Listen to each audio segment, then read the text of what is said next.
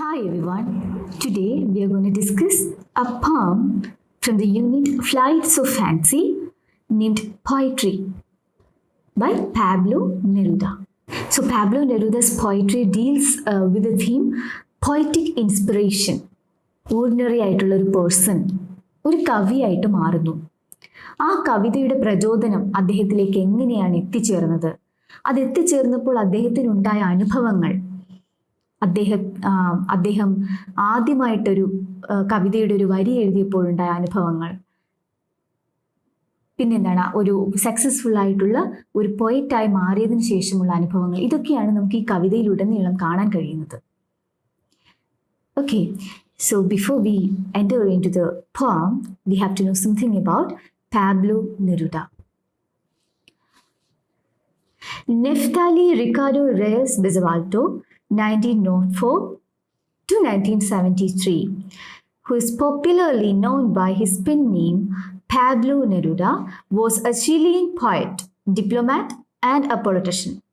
He wrote in a variety of styles, and his works include surrealist poems, historical epics, political manifestos, and a prose autobiography. He often wrote in green ink, which was his personal symbol for desire and hope. He won the Nobel Prize for Literature in 1971. Neftali Ricardo Reyes Basoalto എന്നാണ് നമ്മുടെ കവിയുടെ original name. But he is famous for his pen name Pablo Neruda. Pablo Neruda എന്ന് പറയുന്ന തൂലികാ നാമത്തിലാണ് അദ്ദേഹം അറിയപ്പെട്ടിരുന്നത്. അദ്ദേഹം ഒരു Chilean പോയറ്റാണ്, മാത്രമല്ല ഒരു നയതന്ത്രജ്ഞനും നല്ലൊരു രാഷ്ട്രീയക്കാരനുമായിരുന്നു. അപ്പോൾ ഒരുപാട് വൈവിധ്യമാർന്ന രചനകൾ അദ്ദേഹം നടത്തിയിട്ടുണ്ട്. സർറിയലിസ്റ്റ് പോംസ്, അതായത് യാഥാർത്ഥ്യത്തിൽ നിന്ന് അകന്ന ഒരുപാട് ഭാവുകത്വം നിറഞ്ഞ കവിതകൾ. പിന്നെന്താണ് ഹിസ്റ്റോറിക്കൽ എപ്പിക്സ്, ചരിത്രപരമായ ഇതിഹാസങ്ങൾ, പൊളിറ്റിക്കൽ മാനിഫെസ്റ്റോസ്, രാഷ്ട്രീയ വിളംബര പത്രികകൾ അല്ലെങ്കിൽ പ്രകടന പത്രികകൾ, അങ്ങനെയുള്ള രചനകൾ നടത്തിയിട്ടുണ്ട്. പിന്നെ ഒരു ഓട്ടോബയോഗ്രഫി, ആത്മകഥ ഗദ്യരൂപത്തിലും അദ്ദേഹം നടത്തിയിട്ടുണ്ട്. അദ്ദേഹത്തിൻ്റെ രചനകളെല്ലാം തന്നെ പച്ച നിറത്തിലായിരുന്നു അദ്ദേഹം നടത്തിയിരുന്നത്. കാരണം that green ink represents his desire and hope. It's a symbol of his desire and hope. അദ്ദേഹത്തിൻ്റെ പ്രതീക്ഷയുടെയും ആഗ്രഹങ്ങളുടെയും ഒക്കെ ഒരു സിംബലായിട്ടാണ് ഈ ഗ്രീൻ ഇങ്കിനെ അദ്ദേഹം കണക്കാക്കിയിരുന്നത്. 1971 നൊബൽ പ്രൈസ് ഫോർ ലിറ്ററേച്ചർ ലഭിച്ചു അദ്ദേഹത്തിന്. ഓക്കെ, അപ്പോൾ ഇത്രയുമാണ് കവിയെക്കുറിച്ച് പറയാനുള്ളത്. So here we are going to discuss Pablo Neruda's poetry, which deals with the theme poetic inspiration. Here he expresses the experience of being impressed by poetic creativity and finding one's passion and calling. Okay, so let's move on to the poem Poetry. And it was at that age poetry arrived in search of me. I don't know where it came from winter or a river. So the poem starts with a conjunction and എന്ന് പറയുന്ന ഒരു conjunction വെച്ചിട്ട് പെട്ടെന്നാണ് തുടങ്ങിയിരിക്കുന്നത് അല്ലേ. The poem starts abruptly with a conjunction and, as if it were a part of an ongoing discussion the poet has been having with the readers. റീഡേഴ്സിനോട് കുറേ നേരമായിട്ട് എന്തോ ഒരു ഡിസ്കഷൻ നടത്തുകയാണ്. അപ്പോൾ ആ ഒരു ഡിസ്കഷൻ്റെ ഒരു പാർട്ട് പോലെയാണ് നമ്മുടെ ഈ കവിത തുടങ്ങിയിരിക്കുന്നത്. And also the poet assumes that we, the readers, know that age. ഏതോ ഒരു ഏജിനെ കുറിച്ച് പറഞ്ഞു, ഒരു കാലഘട്ടത്തിനെ കുറിച്ച് അദ്ദേഹം പറയുകയാണ്. അദ്ദേഹം മാത്രമല്ല, അദ്ദേഹം അസ്യൂം ചെയ്യുന്നത് എന്താണ്, വായനക്കാർക്ക്, റീഡേഴ്സിന് ആ ഏജ് ഏതാണെന്ന് അറിയാം എന്നുള്ള ഒരു തരത്തിൽ പെട്ടെന്നാണ് ഈ ഒരു കവിത തുടങ്ങിയിരിക്കുന്നത്. Okay, so and it was at that age poetry arrived in search of me. ആ ഒരു കാലഘട്ടത്തിൽ, അതേത് കാലഘട്ടമാണ്? ആ പോയിറ്റ് ആകാനായിട്ട് കവി ആഗ്രഹിച്ചിരുന്ന കാലഘട്ടമാകാം അല്ലേ? അപ്പൊ ആ ഒരു കാലഘട്ടത്തിൽ എന്നെ തേടി വന്നു ആര്? പോയട്രി. ആ പോയട്രി അദ്ദേഹത്തെ തേടി വന്നു എന്നാണ് പറയുന്നത്. I don't know where it came from winter or a river. പിന്നെന്താണ്? വളരെ ശക്തമായിട്ട് പറയുകയാണ്, എനിക്കറിയില്ല. I don't know. അത് റിപ്പീറ്റ് ചെയ്ത് പറഞ്ഞിരിക്കുകയാണ് അല്ലേ? എന്ന് വെച്ചാൽ ശക്തമായിട്ട് പറയുന്നു, അത് ആ കവിത എന്നിലേക്ക്, ആ കവിത എത്തിയത് എങ്ങനെയാണെന്ന് എനിക്കറിയില്ല. From winter or A river, മഞ്ഞിൽ നിന്നാണോ അല്ലെങ്കിൽ ഒരു നദിയിൽ നിന്നാണോ, എവിടെ നിന്നാണ് വന്നതെന്ന് എനിക്ക് അറിയില്ല. I don't know how or when. No, there were no voices. There were not words, no silence. പിന്നെയും അദ്ദേഹം പറയാണ്, എനിക്കറിയില്ല എങ്ങനെയാണ്, എവിടെ നിന്നാണ് ഈ കവിത വന്നത്, അല്ലെങ്കിൽ ഈ കവിത എന്നെ വിളിച്ചത് എവിടെ നിന്നാണ്, എങ്ങനെയാണ് എന്നൊന്നും എനിക്കറിയില്ല. ശബ്ദങ്ങളായിട്ടാണോ, ശബ്ദമായിട്ടാണോ വിളിച്ചത്, വാക്കുകളായിട്ടാണോ, അല്ല നിശബ്ദമായിട്ടാണോ വിളിക്കുന്നത്, ഒന്നും തന്നെ എനിക്കറിയില്ല. But from a street I was summoned, from the branches of night, abruptly from the others. പിന്നെന്താണ്? ഞാനൊരു തെരുവിൽ നിന്നപ്പോഴാണോ അതെന്നെ വിളിച്ചത്, കവിത എന്നെ വിളിച്ചത്? ബ്രാഞ്ചസ് ഓഫ് നൈറ്റ്, ആ രാത്രിയുടെ ഏതോ ഒരു യാമത്തിലാണോ എന്നെ വിളിച്ചത്? ഒരു കൂട്ടം ആൾക്കാരുടെ ഇടയിൽ ഞാൻ നിൽക്കുമ്പോൾ പെട്ടെന്ന് എന്നെ വിളിക്കുകയാണോ, പെട്ടെന്ന് എന്നെ വിളിച്ചതാണോ? ഒന്നും തന്നെ എനിക്കറിയില്ല. Among violent fires or returning alone. എന്താണ്? വളരെ തീവ്രമായിട്ടുള്ള ആ ഒരു വികാരങ്ങളുടെ ഇടയിൽ നിന്നപ്പോഴാണോ എന്നെ വിളിച്ചത്? അതോ ഞാൻ തനിച്ച് ഒരു മടക്കയാത്ര നടത്തിയപ്പോഴാണോ എന്നെ വിളിച്ചത്? എപ്പോഴാണ് കവിത എന്നിലേക്ക് എത്തിയത്, അല്ലെങ്കിൽ കവിത എന്നെ വിളിച്ചത് എന്ന് എനിക്കറിയില്ല. There I was without a face and it touched me. പക്ഷെ ഒരു കാര്യം എനിക്ക് ഉറപ്പായിട്ട് പറയാം, there I was without a face. So before the arrival of poetry, the poet was a man without a face. എന്ന് വെച്ചാൽ എന്താണ് വിതൗട്ട് എ ഫേസ് എന്ന് വെച്ചാൽ? അദ്ദേഹത്തിന് ഒരു ഐഡന്റിറ്റി ഉണ്ടായിരുന്നില്ല. പോയട്രി അദ്ദേഹത്തിലേക്ക് എത്തുന്നതിന് മുമ്പ് ഒരു ഐഡന്റിറ്റിയോ പോപ്പുലാരിറ്റിയോ ഫെയിം അങ്ങനെ ഒന്നും തന്നെ അദ്ദേഹത്തിന് ഉണ്ടായിരുന്നില്ല. ആ ഒരു സമയത്ത് ഇറ്റ് ടച്ച്ഡ് മീ, ആ കവിത എന്നെ തലോടി എന്നാണ് അദ്ദേഹം പറയുന്നത്. ഓക്കെ, അപ്പോൾ ഈ ഒരു സ്റ്റാൻസായിൽ ഇതിനെ നമുക്കൊരു ഫേസ് 1 എന്ന് വേണമെങ്കിൽ പറയാം. അതായത് ഒരു ഓർഡിനറി പേഴ്സൺ ആയിരുന്നു അദ്ദേഹം. അപ്പോൾ അദ്ദേഹത്തിലേക്ക് കവിത, പൊയറ്റിക് ഇൻസ്പിറേഷൻ വന്നു ചേർന്നു. അതെവിടെ നിന്നാണെന്നോ എങ്ങനെയാണെന്നോ ഒന്നും അദ്ദേഹത്തിന് അറിയില്ല. So he's in a confused state അല്ലേ? ആകെ ഒരു കൺഫ്യൂഷനാണ്, ഇത് എവിടെ നിന്നാണ് വന്നത്, എങ്ങനെയാണെന്നൊന്നും എനിക്കറിയില്ല. പക്ഷേ ആ പൊയട്രി വന്ന് എന്നെ തലോടിയപ്പോൾ എനിക്കൊരു ട്രൂ ഐഡന്റിറ്റി ലഭിച്ചു. I got a significant and honourable identity. And before the arrival of poetry I was without a face, I was without any identity or popularity. So here we can see the transformation of an ordinary person into a poet. അല്ലേ? അദ്ദേഹം ഒരു സാധാരണക്കാരനായിട്ടുള്ളൊരു മനുഷ്യനിലേക്ക് പെട്ടെന്ന് sudden ആയിട്ട് ഒരു ദിവസം ഒരു poetic inspiration വന്നു ചേരുന്നു. So he's in a confused state. Okay, so next answer എന്താ നോക്കാം. I did not know what to say, my mouth had no way with names, my eyes were blind. Poetic inspiration ലഭിച്ചു, he got an identity എന്ന് പറയുന്നുണ്ട്. പക്ഷെ കവിത വന്ന് തലോടിയപ്പോഴേക്കും നമ്മുടെ കവിക്ക് എന്ത് പറയണമെന്നറിയില്ല, എന്ത് കാണണമെന്നറിയില്ല. അതായത് അദ്ദേഹത്തിൻ്റെ വായിൽ എന്താണ്, പേരുകളൊന്നും വരുന്നില്ല, ഒന്നിൻ്റെയും തന്നെ പേരുകൾ വരുന്നില്ല. അദ്ദേഹത്തിൻ്റെ കണ്ണുകളിലേക്ക് ഇരുട്ട് കയറിയതുപോലെ അദ്ദേഹം ഒരു സംസാരശേഷിയില്ലാത്ത ഒരു അന്ധനെ പോലെയായി മാറി കവിത വന്ന് തലോടിയപ്പോൾ. സോ ഈ വരികളിൽ നിന്ന് നമുക്ക് എന്ത് മനസ്സിലാക്കാം? പൊയറ്റിക് ഇൻസ്പിറേഷൻ അദ്ദേഹത്തിന് ലഭിച്ചു. പക്ഷെ ആ പൊയറ്റിക് ഇൻസ്പിറേഷൻ ലഭിച്ചു കഴിഞ്ഞപ്പോൾ എന്ത് ചെയ്യണമെന്നറിയാത്ത ഒരവസ്ഥയിലായി നമ്മുടെ കവി. And something started in my soul, fever or forgotten wings.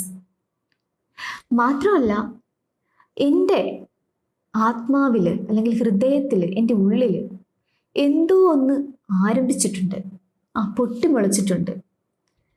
അതൊരു ഫീവറാണോ, ഒരു മറന്നുപോയിട്ടുള്ള വിസ്മൃതിയിലാണ്ട ചിറകുകളാണോ? അതിനൊരു പേര് നൽകാനൊന്നും അറിയില്ല. പക്ഷെ എൻ്റെ മനസ്സിൽ, എൻ്റെ ഉള്ളിൻ്റെ ഉള്ളിൽ എന്തോ ഒന്ന് പൊട്ടിമുളച്ചു. അപ്പോൾ ഇവിടെ ഫീവർ എന്ന് പറയുന്നത് എന്താണ്? ആ ഒരു burning passion to become a poet അല്ലേ? അദ്ദേഹത്തിൻ്റെ ആ ഒരു അതിയായ മോഹം, കവിയാകാനുള്ള ഒരു മോഹം, അതിനെയാണ് ഇവിടെ ഫീവർ എന്നുകൊണ്ട് ഉദ്ദേശിച്ചിരിക്കുന്നത്. പിന്നെ ഫൊർഗോട്ടൺ വിങ്സ് എന്ന് വെച്ചാൽ എന്താണ്? അദ്ദേഹത്തിൻ്റെ ഒരു നെയിംലെസ് ഇമോഷൻ, നെയിംലെസ് എബിലിറ്റീസ്, ഒരു മനസ്സിലാക്കാൻ കഴിയാത്ത ഇമോഷൻസ്, വികാരങ്ങൾ, അല്ലെങ്കിൽ അദ്ദേഹത്തിൻ്റെ ഒരു ഇന്നീറ്റ് ആയിട്ടുള്ള കഴിവുകൾ, സ്കിൽസ്, അദ്ദേഹത്തിന് തന്നെ അറിയാതെ ഉള്ളിൽ കിടക്കുന്ന കഴിവുകൾ, ഇതൊക്കെ ആരംഭിക്കുന്നത് പോലെ, ആത്മാവിൽ ആരംഭിക്കുന്നത് പോലെ അദ്ദേഹത്തിന് തോന്നി. എപ്പോഴാണ്? when poetry arrived and touched him. Okay? And I made my own way deciphering that fire. അദ്ദേഹത്തിൻ്റെ തന്നെ വഴികൾ തിരഞ്ഞെടുത്തു. എന്തിനു വേണ്ടിയിട്ടാണ്? അദ്ദേഹത്തിൻ്റെ ഉള്ളിലുള്ള ആ ഒരു തീപ്പൊരി അല്ലെ, ആ ഒരു പ്രചോദനം, ഒരു പൊയറ്റിക് ഇൻസ്പിറേഷൻ, പൊയറ്റിക് ഇൻസ്റ്റിങ്ക്റ്റ്, അത് ഡിസൈഫർ ചെയ്തുകൊണ്ട്, അതായത് ആഴത്തിൽ മനസ്സിലാക്കാൻ അദ്ദേഹത്തിൻ്റെതായിട്ടുള്ള വഴികൾ കണ്ടെത്തുകയും അതിനെ മനസ്സിലാക്കിയെടുക്കുകയും ചെയ്തു എന്നാണ് പറയുന്നത്. സോ ഇവിടെ decipher means to find the meaning of something which is difficult to read or understand or interpret. അതിനെ നമ്മൾ ഡിസൈഫർ എന്ന് പറയുന്നത്. അപ്പോൾ ഇവിടെ എന്താണ് അദ്ദേഹം ഡിസൈഫർ ചെയ്തത്, കണ്ടെത്തിയത്? അദ്ദേഹത്തിൻ്റെ ഉള്ളിലെ ആ ഒരു പൊയറ്റിക് ഇൻസ്പിറേഷൻ എന്താണെന്ന് അദ്ദേഹം ആഴത്തിൽ മനസ്സിലാക്കി. And I wrote the first fame line, fame without substance, pure nonsense, pure wisdom of someone who knows nothing. അദ്ദേഹം തൻ്റെ കവിതയുടെ ആദ്യത്തെ വരി എഴുതി കഴിഞ്ഞു അല്ലേ? അദ്ദേഹത്തിന് ഒരു പൊയറ്റിക് ഇൻസ്പിറേഷൻ ലഭിച്ചു കഴിഞ്ഞപ്പോഴേക്കും തനിക്ക് സംസാരശേഷി ഇല്ലാത്തതുപോലെയോ അന്ധനായതുപോലെയോ ഒക്കെ അദ്ദേഹത്തിന് അനുഭവപ്പെട്ടു അല്ലേ? പക്ഷെ വേറൊരു കാര്യം കൂടി അദ്ദേഹത്തിന് മനസ്സിലായി, അദ്ദേഹത്തിൻ്റെ ഉള്ളിൽ എന്തോ ഒന്ന് ആരംഭിച്ചിട്ടുണ്ട്. അദ്ദേഹത്തിന് ഉള്ളിലുള്ള ആ ഒരു പൊയറ്റിക് ഇൻസ്പിറേഷൻ, കവിത എഴുതുവാനുള്ള ആ ഒരു അതീവ ആഗ്രഹം, അതൊക്കെ ചിറകു മുളച്ചു തുടങ്ങിയെന്ന് അദ്ദേഹത്തിന് തോന്നി. ആ ഒരു പൊയറ്റിക് ഇൻസ്പിറേഷൻ, പൊയറ്റിക് ഇൻസ്റ്റിങ്ക്റ്റ് എന്താണെന്ന് ആഴത്തിൽ മനസ്സിലാക്കിയതിനു ശേഷം അദ്ദേഹത്തിൻ്റെ ആദ്യത്തെ വരികൾ എഴുതി. എങ്ങനെയുള്ള വരികളാണ് എഴുതിയത്? So he wrote the first fame line എന്നാണ് പറയുന്നത്. അവ്യക്തമായിട്ടുള്ള, വളരെ ദുർബലമായിട്ടുള്ള വരിയായിരുന്നു അത്. അപ്പോൾ ഇവിടെ നമുക്ക് എന്താണ്, ആദ്യത്തെ വരി എഴുതിയെങ്കിലും he does not have a confidence അല്ലേ? അദ്ദേഹത്തിന് ആ ഒരു ആത്മവിശ്വാസമില്ല. തൻ്റെ ആ കവിതയുടെ വരി, തൻ്റെ ആ ഒരു വരി എഴുതിയതിൽ ഒരു ആത്മവിശ്വാസമില്ല. അത് നമുക്ക് എങ്ങനെ മനസ്സിലാകാം? ഫെയിൻറ്റ് എന്നുള്ളത് വീണ്ടും ആവർത്തിച്ച് പറഞ്ഞിട്ടുണ്ട്. അതായത് അവ്യക്തമാണ്, വിതൗട്ട് സബ്സ്റ്റാൻസ്, ഒരു മീനിങ്ലെസ് ആയിരുന്നു. ആ വരി എന്ന് പറയുന്നത് വളരെ മീനിങ് ഫുൾ ആയിട്ടുള്ള ഒരു വരിയൊന്നും അല്ല, എന്തോ ഒന്ന് കുറിച്ചിട്ടു. പ്യുവർ നോൺസെൻസ്, ചിലപ്പോൾ അതൊരു ശുദ്ധ മണ്ടത്തരമായിരിക്കാം. Pure wisdom of someone who knows nothing, അല്ലെങ്കിൽ എന്താണ്, ഒന്നും അറിയാത്ത ഒരു മനുഷ്യൻ്റെ ചെറിയ ഒരു അറിവ്, അതായിരിക്കാം ആ വരിയിലൂടെ പ്രകടമാകുന്നത്. അതായത് ഒരു തുടക്കക്കാരൻ്റെ പ്രയത്നം അല്ലേ? തുടക്കത്തിൽ നമ്മളൊരു കാര്യം ചെയ്യുമ്പോൾ അതിന് വലിയ പെർഫെക്ഷനോ മീനിങ്ങോ ഒന്നും കാണണമെന്നില്ല അല്ലേ? So, through these lines, he emphasizes that he is an inexperienced novice. അദ്ദേഹം അനുഭവ സമ്പത്തൊന്നും ഇല്ലാത്ത ഈ ഫീൽഡിൽ ഒരു പുതിയ ഒരാളാണല്ലേ? അപ്പോൾ അത് നമുക്ക് ഈ വരികളിലൂടെ കാണാൻ കഴിയും. And suddenly I saw the heavens and fastened and opened. അപ്പോൾ ആദ്യത്തെ വരി എഴുതി കഴിഞ്ഞു. അതൊരു തുടക്കക്കാരൻ്റെ അറിവായിരുന്നു. എന്നിരുന്നാൽ കൂടി പെട്ടെന്ന് തന്നെ അദ്ദേഹത്തിന് തൻ്റെ മുന്നിലേക്ക് സ്വർഗങ്ങളുടെ വാതിലുകൾ തുറക്കുന്നത് പോലെ തോന്നി. അദ്ദേഹം ഒരു പുതിയ ലോകത്തേക്ക് എത്തിച്ചേർന്നത് പോലെ അവിടുത്തെ ആ ഡോറിൻ്റെ ലോക്കുകളെല്ലാം മാറിയിട്ട് അതിങ്ങനെ അദ്ദേഹത്തിന് മുന്നിൽ തുറന്നു കിടക്കുകയാണ് എന്നാണ് അദ്ദേഹത്തിന് തോന്നിയത്. Planets, palpitating plantations, shadow perforated, riddled with arrows, fire and flowers, the winding night, the universe. അപ്പോൾ അദ്ദേഹത്തിൻ്റെ മുന്നിൽ പുതിയ ഒരു ലോകത്തിൻ്റെ കവാടങ്ങൾ തുറന്നു. അതിലൂടെ അദ്ദേഹം എന്തൊക്കെയാണ് കാണുന്നത്? പ്ലാനറ്റ്സിനെ കാണുന്നുണ്ട്. പാൽപിറ്റേറ്റിംഗ് പ്ലാന്റേഷൻസ്, നമ്മുടെ ഭൂമിയിലുള്ള ഇങ്ങനെ വൃക്ഷലതാദികളൊക്കെ ഇങ്ങനെ ഇളകി മറിഞ്ഞു നിൽക്കുന്ന തോട്ടങ്ങൾ കാണാൻ കഴിയുന്നുണ്ട്. പെർഫറേറ്റഡ് ഷാഡോ നമുക്ക് എന്താണെന്ന് അറിയാമല്ലേ? നിഴൽ. പെർഫറേറ്റഡ് ഷാഡോസ്, സുഷിരങ്ങൾ വീണ നിഴലുകൾ എന്നാണ് പറഞ്ഞിരിക്കുന്നത് അല്ലേ? അതൊക്കെ കാണാൻ കഴിയുന്നു. ഇവിടെ ആ ഒരു ഷാഡോ എന്ന് പറയുന്നത് അദ്ദേഹത്തിൻ്റെ ആ ഒരു അറിവില്ലായ്മ. ഓക്കെ, ആ അറിവില്ലായ്മ തുളച്ചുകൊണ്ട് അതിലേക്ക് പ്രകാശം കടന്നു വരുന്നത് അദ്ദേഹത്തിന് മനസ്സിലാക്കാൻ കഴിഞ്ഞു. riddled with arrows, fire and flower. ഇതൊക്കെ തന്നെ അദ്ദേഹത്തിൻ്റെ ആ ഒരു പോയറ്റിക് ഇൻസ്പിറേഷൻ. ഫയർ എന്ന് വെച്ചാൽ എന്താണ്? ഒരു poetic inspiration. Flower, the blooming of that poetic creativity in him. അദ്ദേഹത്തിൽ ആ ഉടലെടുക്കുന്ന ആ പോയറ്റിക് ക്രിയേറ്റിവിറ്റി. ആരോസ് എന്ന് വെച്ചാൽ ഇതിനൊക്കെ അദ്ദേഹത്തിന് ലഭിച്ച ഒരു പവർ എന്ന് വേണമെങ്കിൽ പറയാം. അപ്പോൾ ഇതെല്ലാം തന്നെ അദ്ദേഹത്തിന് കാണാൻ കഴിയുന്നുണ്ട്. ഇപ്പോൾ വൈൻഡിങ് നൈറ്റ്സ്, ചുറ്റിത്തിരിയുന്ന രാത്രികൾ അല്ലെ? രാത്രിയും പകലും ഇങ്ങനെ മാറി മാറി വരുന്നുണ്ട്. അങ്ങനെ ആ രാത്രിയും ചുറ്റിത്തിരിയുന്ന രാത്രി കാണാൻ കഴിയുന്നുണ്ട്. ഈ പ്രപഞ്ചം, ദി യൂണിവേഴ്സ്, പ്രപഞ്ചം മുഴുവൻ ഇപ്പോൾ അദ്ദേഹത്തിന്റെ കൺമുന്നിൽ എത്തിയതുപോലെ, അദ്ദേഹത്തിന് കാണാൻ കഴിയുന്നത് പോലെ അദ്ദേഹത്തിന് എക്സ്പീരിയൻസ് ചെയ്യുകയാണ് ആദ്യത്തെ വരി എഴുതി കഴിഞ്ഞപ്പോഴേക്കും. അപ്പോൾ ആദ്യം എന്തായിരുന്നു അദ്ദേഹത്തിന്റെ അനുഭവം? ഒന്നും കാണാൻ കഴിയുന്നില്ല, ഒന്നും പറയാൻ കഴിയുന്നില്ല. എന്നിരുന്നാൽ കൂടി മനസ്സിൽ എന്തോ പൊട്ടിമിളയ്ക്കുന്നത് പോലെ തോന്നി. അദ്ദേഹത്തിൻ്റെ ആ ഒരു ഉറങ്ങിക്കിടന്നിരുന്ന കഴിവുകളൊക്കെ ചിറകു മുളച്ച് വരുന്നത് പോലെ തോന്നി. അങ്ങനെ അദ്ദേഹത്തിൻ്റെ അവ്യക്തവും ദുർബലവുമായിട്ടുള്ള ആദ്യത്തെ വരി എഴുതുകയും ചെയ്തു. ആ വരി അങ്ങോട്ട് എഴുതി കഴിഞ്ഞപ്പോഴേക്കും his imagination is widening slowly അല്ലേ? പതുക്കെ പതുക്കെ അദ്ദേഹത്തിൻ്റെ അറിവില്ലായ്മയെല്ലാം ഇങ്ങനെ മാറി മാറി വരുന്നു.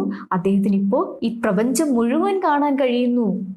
അദ്ദേഹത്തിൻ്റെ മുന്നിലേക്ക് ഒരു പുതിയ ലോകം തന്നെ തുറന്നു വന്നിരിക്കുന്നു എന്നുള്ള ആ ഒരു എക്സ്പീരിയൻസ് അദ്ദേഹത്തിന്, ആ ഒരു എക്സ്പീരിയൻസ് ആണ് അദ്ദേഹം ഇവിടെ പറഞ്ഞിരിക്കുന്നത്.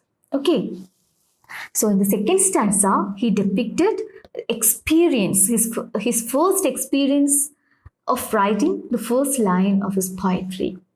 Okay, next stanza എന്താ നോക്കാം. And I, infinitesimal being, drunk with the great starry void, likeness, image of mystery, felt myself a pure part of the abyss. ഇവിടെ ഈ ഒരു സ്റ്റാൻസയിൽ കവി പ്രപഞ്ചത്തിനെയും അതിലുള്ള എല്ലാ വസ്തുക്കളോടും തന്നെ കമ്പയർ ചെയ്തിരിക്കുകയാണ്, താരതമ്യപ്പെടുത്തിയിരിക്കുന്നു. അതായത് ഈ പ്രപഞ്ചം, ആ പ്രപഞ്ചം എന്ന് പറയുന്നത് ഇങ്ങനെ ഒരു എബേസ് എന്ന് വെച്ചാൽ വാസ്റ്റ് ആൻഡ് ബോട്ടംലെസ്, ഒരു അന്തമില്ലാതെ ഇങ്ങനെ കിടക്കുകയാണല്ലേ. അപ്പോൾ ആ ഒരു പ്രപഞ്ചത്തിൻ്റെ ഒരു പാർട്ടാണ് വളരെ നിസ്സാരക്കാരനായ ഇൻഫിനിറ്റിസിമൽ എന്ന് വെച്ചാൽ എക്സ്ട്രീംലി സ്മോൾ. ആ ഒരു പ്രപഞ്ചത്തിലെ ഒരു വളരെ ചെറിയ നിസ്സാരക്കാരനായ ഒരാളാണ് ഞാനെന്ന് പറയുന്നത് ഈ പ്രപഞ്ചത്തിന്റെ ആ ഒരു നിഗൂഢതയുടെ ഒരു പ്രതീകം മാത്രമാണ്. എന്നിരുന്നാൽ കൂടി എനിക്ക് ആ പ്രപഞ്ചത്തിന്റെ സ്റ്റാറി വോയിഡ് എന്ന് വെച്ചാൽ എന്താണ്? നക്ഷത്രങ്ങൾ നിറഞ്ഞ ശൂന്യത. നക്ഷത്രങ്ങൾ നിറഞ്ഞ ശൂന്യത എന്ന് പറയുമ്പോൾ നമ്മുടെ ആകാശം അല്ലേ? ആ ആകാശത്തിന്റെ ഈ നക്ഷത്രങ്ങളൊക്കെ കണ്ട് ഇങ്ങനെ അതിൽ ആകൃഷ്ടനായിട്ട് മതിമറന്ന് നിൽക്കുകയാണ് കവി. ഇപ്പൊ അദ്ദേഹത്തിന്റെ ഭാവനകൾക്ക് എന്ന് പറയുന്നത് ഇങ്ങനെ ഭാവനകൾ ഇങ്ങനെ വികസിച്ച് വരികയാണല്ലേ. ഈ പ്രപഞ്ചത്തിൽ തന്നെ ഒരു അന്തമില്ലാതെ കിടക്കുന്ന അനന്തമായിട്ട് കിടക്കുന്ന പ്രപഞ്ചത്തിൽ ആ നിഗൂഢതയുടെ ആ ഒരു പ്രതീകമാണ് ഞാനും. ഞാൻ ഈ ആകാശം, നക്ഷത്രങ്ങൾ നിറഞ്ഞ ഈ ആകാശത്തിൽ ഇങ്ങനെ ആകൃഷ്ടനായിട്ട് അതിലിങ്ങനെ മതിമറന്ന് നിൽക്കുകയാണ് ഇപ്പോൾ എന്നാണ് കവി ഇവിടെ പറയുന്നത്. I wheeled with the stars, my heart broke loose on the wind. പിന്നെന്താ പറയുന്നത്? ഞാൻ നക്ഷത്രങ്ങളോടൊപ്പമാണ് ഇപ്പോൾ സഞ്ചരിക്കുന്നത്. And his heart broke loose on the wind. അദ്ദേഹത്തിന്റെ ഹൃദയം ഇങ്ങനെ അതിരുകളില്ലാത്ത രീതിയിൽ കാറ്റിലൂടെ ഇങ്ങനെ കാറ്റിലലിഞ്ഞ് അതിലൂടെ പറക്കുകയാണ്. എന്ന് വെച്ചാൽ എന്താണ്? അദ്ദേഹം വളരെ സ്വതന്ത്രനായിട്ട് ഇപ്പോൾ അദ്ദേഹത്തിന് ചിന്തിക്കാൻ കഴിയുന്നുണ്ട്. അദ്ദേഹത്തിന്റെ ഭാവനകൾക്ക് അതിരുകളില്ലാതെയായി. So he became a successful poet of unending imaginations. മാത്രമല്ല, ഇപ്പം അദ്ദേഹത്തിന്റെ കവിതകളിലൂടെ അദ്ദേഹത്തിന്റെ ഭാവനകൾ, അദ്ദേഹത്തിന്റെ വികാരങ്ങൾ, അദ്ദേഹത്തിന്റെ എക്സ്പീരിയൻസ് എല്ലാം തന്നെ അദ്ദേഹത്തിന്റെ കവിതയിലൂടെ പ്രതിഫലിപ്പിക്കാൻ കഴിയുന്നുണ്ട്. അപ്പോൾ ഈ കവിതയിലൂടെ കവിത തന്നിലേക്ക് എങ്ങനെയാണ് എത്തിച്ചേർന്നത് എന്ന് കവി പറയുന്നു അല്ലേ? ആദ്യം കവിത എത്തിയപ്പോൾ അത് എവിടെ നിന്നാണ്, എങ്ങനെയാണ് വന്നത് എന്നറിയില്ല. ആകെ ഒരു കൺഫ്യൂഷനായിരുന്നു കവിക്ക്.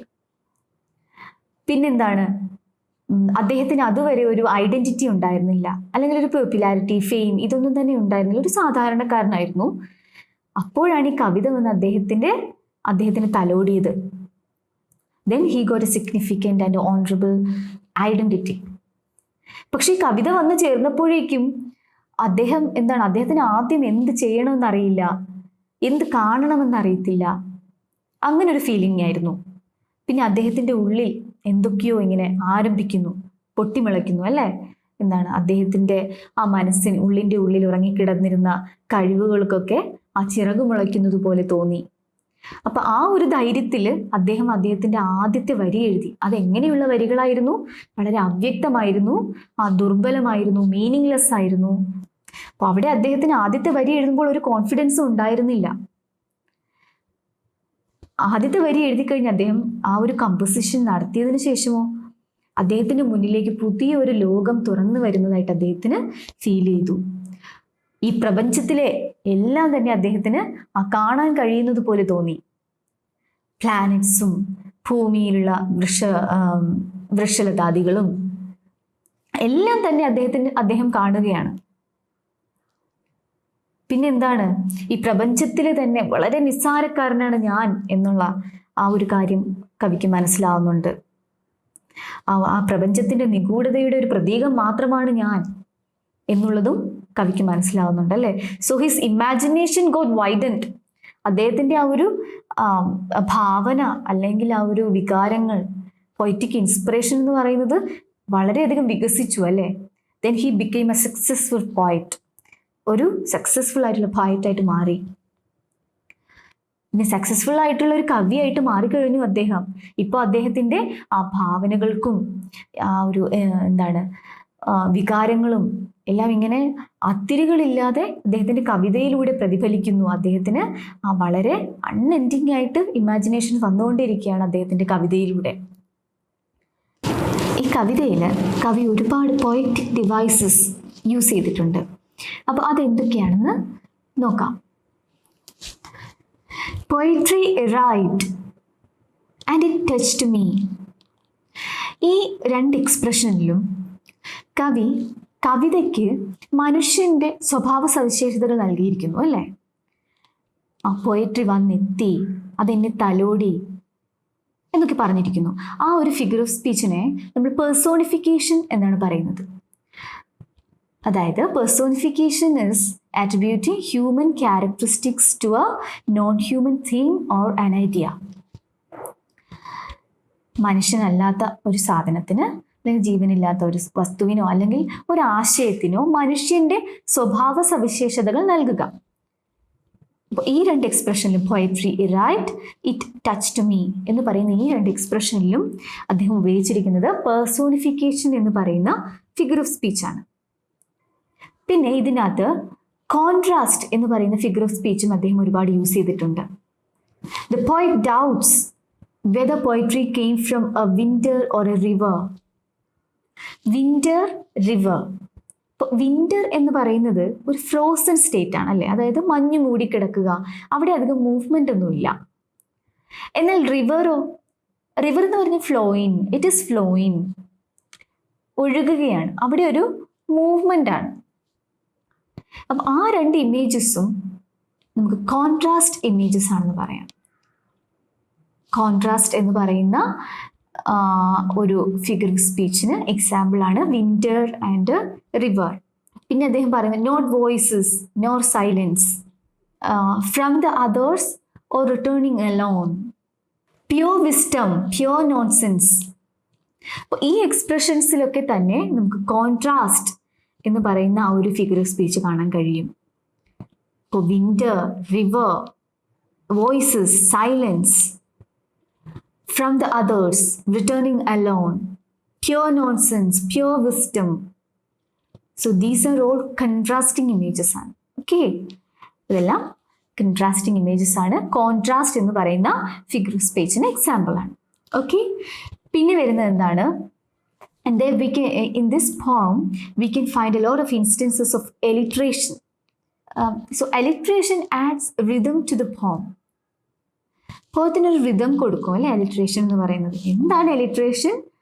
അതായത് ഒരേപോലുള്ള സൗണ്ട് അല്ലെങ്കിൽ ഒരു ലെറ്റർ ഇങ്ങനെ റിപ്പീറ്റ് ചെയ്ത് വരിക, അതിന് നമ്മൾ അലിട്രേഷൻ എന്ന് പറയുന്നത്. Repetition of consonant sounds or consonant letter in A line, across the line.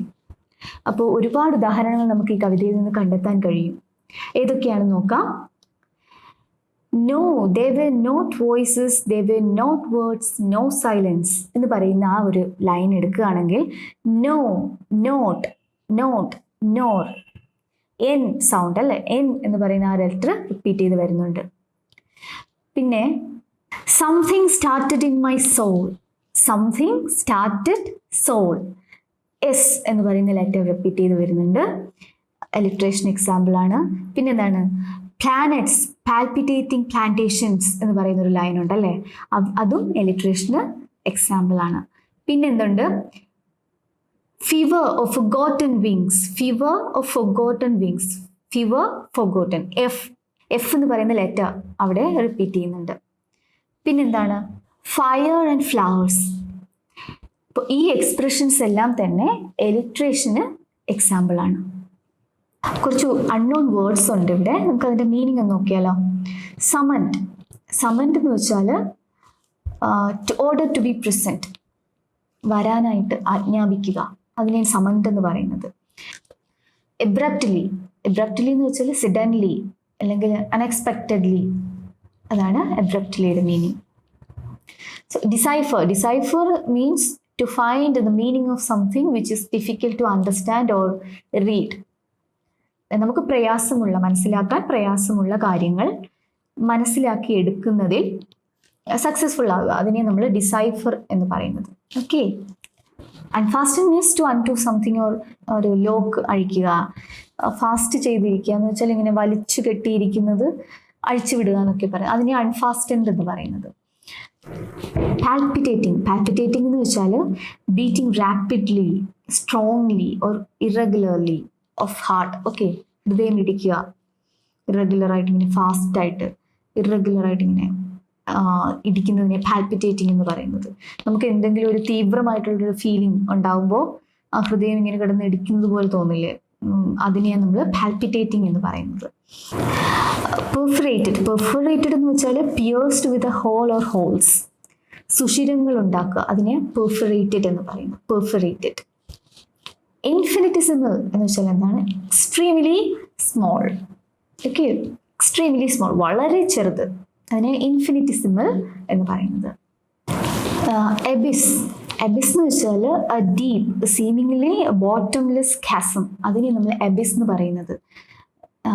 എന്താണ്? അന്തമില്ലാത്ത അനന്തമായിട്ടുള്ള ഒരു ഗർത്തം. ഖാസം എന്ന് വെച്ചാൽ it's a fissure in the earth surface, ഭൂമിയിലുള്ളൊരു പിളർപ്പ്, ഇങ്ങനെ അന്തമില്ലാതെ വലിയൊരു ഗർത്തം, അതിനെ നമ്മൾ ഖാസം എന്ന് പറയുന്നത്. അപ്പോൾ അബിസ് എന്ന് വെച്ചാൽ it's a deep chasm, seemingly bottomless chasm, അതിനെ നമ്മൾ അബിസ് എന്ന് പറയുന്നത്. അപ്പോൾ ഇത്രയുമാണ് ഇവിടുത്തെ ആ ഒരു അൺനോൺ വേർഡ്സ് എന്ന് പറയുന്നത്. Pablo Neruda's poem Poetry deals with the idea of poetic inspiration. The theme of the poem is about the experience of being embraced by poetic creativity and finding one's passion and calling. Neruda starts his poem abruptly with a conjunction and as if it were an ongoing discussion that the poet has been having with the readers. There are 3 phases of poet's experiences depicted in this poem. The first stage is the evolution of a ordinary person into a poet. He says that poetry arrived and touched him. He doesn't know where it came from and how and when. Before the arrival of poetry, he was a man without a face.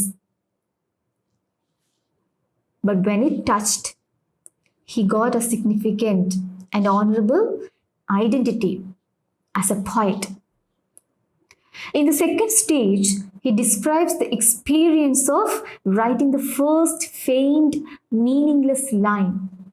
It shows that he was a novice, an inexperienced person without any confidence.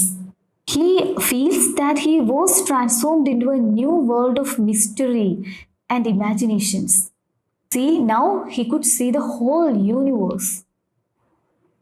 And in the final stage, he expresses the feeling of ecstasy of being a successful poet with unending imaginations and emotions. Now he can pour out his imaginations and experiences through his poetry without any obstacles. I hope you have enjoyed and appreciated Neruda's poetry. Until next class.